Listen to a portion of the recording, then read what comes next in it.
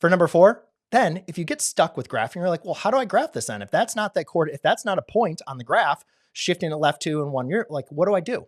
The best thing I can tell students to do, the next tip, is to focus on the basics, guys. Find the x and the y intercept, okay? So let's go back to our equation.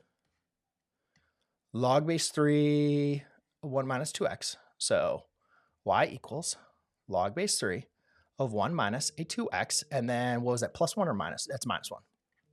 Okay, so how do we find the x and the y-intercept? Well, remember, ladies and gentlemen, the x-intercept is when y is equal to 0. The the y-intercept is when x is equal to 0. So if you're having trouble, like find the transformations, like we know the vertical asymptote, right, is at x equals 1/2. So we have that done. But we need to remember that b is going to be impacting these points. So let's go and identify the x and the y-intercept, because a lot of times when we're looking for a graph, you need to know what those points are to verify, how to graph it. So let's go and plug 0 or y in 0 in for y.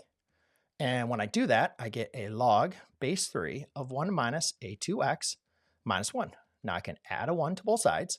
1 equals log base 3 of 1 minus a 2x.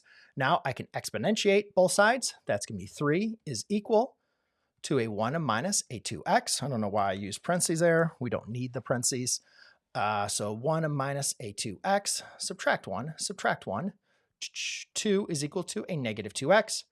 Divide by negative 2, divide by negative 2, x is equal to a negative 1. That is going to be our x-intercept. To find the y-intercept, we're going to say y equals log base 3 of 1 minus a 2 times 0 minus 1. All right, so negative 2 times 0 is just going to be 0. So I have a y equals log base 3 of 1 minus 0. Now, 3 raised to what power is equal to 1? That number is 0. So y equals a 0 minus 1. Y equals a negative 1. Okay, so right now, here's what we have for our graph. We have our x-intercept, which is at negative 1, 0. We have our y-intercept, which is at 0, negative 1. And we know that our vertical asymptote from the transformations is going to be at x equals 1/2.